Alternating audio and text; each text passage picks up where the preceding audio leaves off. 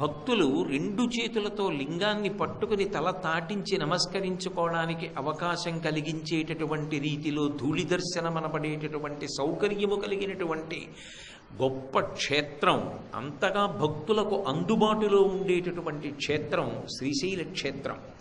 శ్రీశైల శృంగే వివిధ ప్రసంగే, అసలు అక్కడ ఉన్నటువంటి తీర్థాలు అనంత కోట్లు, అక్కడ ఉన్నటువంటి గుహలు, అక్కడ ఉన్నటువంటి ఆరాధనలు, అక్కడ ఉన్నటువంటి సంప్రదాయాలు, అక్కడ ఉండేటటువంటి పూజ, అక్కడ ఉండేటటువంటి భక్తి చూసి ఆనందాన్ని పొందవలసిందే తప్ప అది నోటితో చెప్పేది కాదు.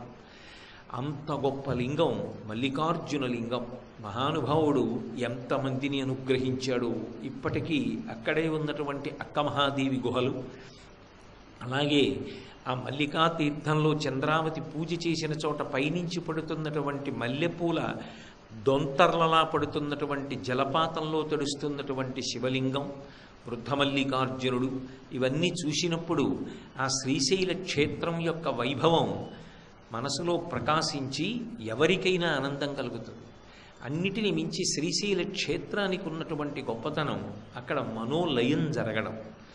ఎన్ని ఓషధులు లభిస్తాయో అంత గొప్పగా మనోలయం అవుతుంది. నిజానికి శ్రీశైలం ధ్యాన సంబంధమైనటువంటి క్షేత్రం. అందుకే శ్రీశైల శృంగ కుహరీషు కదోపలప్స్యే అని అడిగారు శంకర భగవత్పాదులు. నేను ఎప్పుడు శ్రీశైల క్షేత్రానికి వెళ్ళి అక్కడ ఉన్నటువంటి గుహలో కూర్చుని ధ్యానం చేసి మనోలయాన్ని పొందుతాను అని అడిగారు. అంటే మనోలయం పొందడానికి యోగ్యమైనటువంటి గొప్ప స్థానం ఏది అంటే శ్రీశైల క్షేత్రం. అటువంటి శ్రీశైల క్షేత్రంలో స్వామి జ్యోతిర్లింగం స్వయంభు, భ్రమరాంబ మా అమ్మ తల్లి శక్తిపీఠం. అమ్మవారు అక్కడ భ్రమరస్వరూపంగా వచ్చింది.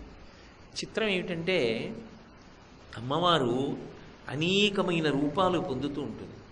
శ్రీ మహావిష్ణువు ఏ విధంగానైతే అనేక అవతారములను తీసుకుని ధర్మాన్ని సంస్థాపన చేస్తూ నిరంతరము ధర్మ పరిరక్షణ చేస్తూ ఉంటారో, అలాగే అమ్మవారు కూడా అవతార స్వీకారం చేసి ధర్మాన్ని కాపాడుతుంటుంది. అందుకే పరిత్రాణాయ సాధూనాం వినాశాయ చ దుష్కృతాం ధర్మ సంస్థాపనార్థాయ సంభవామి యుగే యుగే, కృష్ణ పరమాత్మ యొక్క ప్రతిజ్ఞ.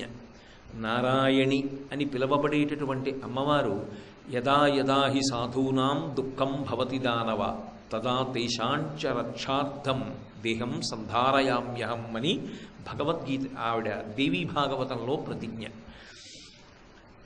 కృష్ణ పరమాత్మ భగవద్గీతలో మాట్లాడినప్పుడు నన్ను ఒక రూపంతో చూడాలి అని విశేషమైన ఆర్తి పొందినటువంటి పరమ భాగవతోత్తముల యొక్క కోరిక తీర్చడానికి ఒక రూపాన్ని పొందుతాను, అది మొదటి కారణం.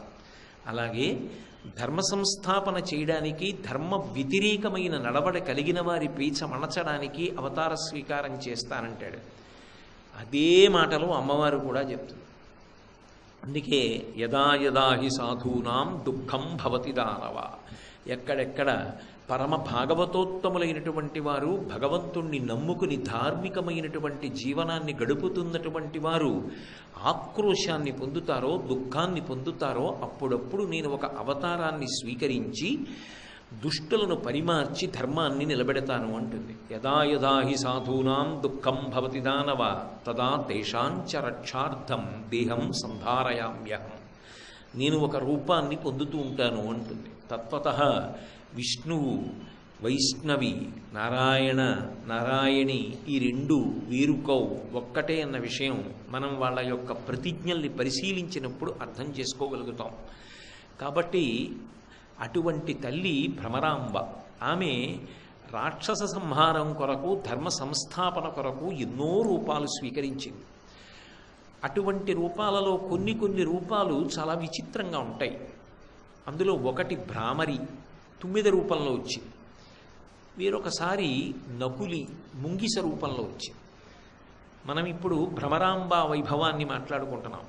ఆమె ఒకప్పుడు ముంగిసగా కూడా వచ్చింది. ఎందుకు వచ్చింది అంటే సంసారాన్ని పావుతో పోల్చి చెప్తారు. అందుకే మార్కండేయ కృతమైనటువంటి చంద్రశేఖరాష్టకంలో సంసార సర్పదష్టానాం జంతునాం అవివేకినాం చంద్రశేఖర పాదాబ్జ స్మరణం పరమం పరమౌషధం అంటారు. ఆ సంసార సర్పదష్టానాం, సంసారమనబడేటటువంటి పాము చేత కరవబడిన వారికి అంటారు. సంసారాన్ని పాముతో పోలుస్తారు. అసలు పాము ముంగిసని చూసేటప్పటికీ త్వరగా పారిపోతుంది. చిత్రం ఏమిటంటే ఆయన త్రిపురాంతకుడు, ఆవిడ త్రిపుర సుందరి. ఆయన సర్పభూషణుడు, ఆమె నకులి. ఆయనేమో సర్పాలన్నింటినీ తెచ్చి ఆభరణాలుగా వేసుకుంటాడు, ఆవిడేమో ముంగిస రూపాన్ని పొంది వస్తుంది. వీళ్ళిద్దరిది అన్యోన్య దాంపత్యం. ఎంత గొప్ప దాంపత్యం అంటే, నిత్యాయ త్రిగుణాత్మనే పురజితే కాత్యాయని శ్రేయసే సత్యాయ ఆద్య కుటుంబిని మునిమన ప్రత్యక్ష చిన్మూర్తయే. బాహ్యంలో చూస్తే ఇద్దరికీ అలా దాంపత్యం ఎలా పొసగిందబ్బా అనిపిస్తుంది. ఆయన సర్పాలన్నింటినీ పిలిచి ఆభరణాలుగా స్వీకరించడం ఏమిటి, ఈవిడేమో ముంగిస వేషంలో వస్తే అవన్నీ వదిలి పారిపోవడం ఏమిటిది అనిపిస్తుంది. కానీ ఆయన సర్పములను భూషణములుగా వేసుకున్నాడు అంటే దాని అర్థం వేరు. వాసుకి లాంటి సర్పాల్ని, ఆదిశేషుడి వంటి సర్పాల్ని భూషణములుగా స్వీకరించాడు. ఆమె ముంగిస రూపంలో నకులిగా వచ్చింది అంటే దాని అర్థం వేరు. సంసారమనబడేటటువంటి పాముని సంహరించగలిగినటువంటి శక్తి స్వరూపం కాబట్టి నకులీ రూపంలో వచ్చింది. అంతేకాదు, ఎంత పార్వతీ పరమేశ్వరులైనా ఇద్దరూ ఏకాంతంలో సంతోషంగా గడుపుదాం అనుకున్నప్పుడు, ఆ ఆలింగన సుఖాన్ని పొందవలసిన సమయం ఆసన్నమైనప్పుడు ఆయన ఒంటి మీద పావులుంటే ఏమంత బాగుంటుంది. ఆవిడ ఒకసారి ముంగిస రూపాన్ని పొందితే పావులన్నీ వదిలిపెట్టి వెళ్ళిపోతే వాళ్ళు సంతోషంగా కూర్చొని జగత పితరం వందే పార్వతీ పరమేశ్వరం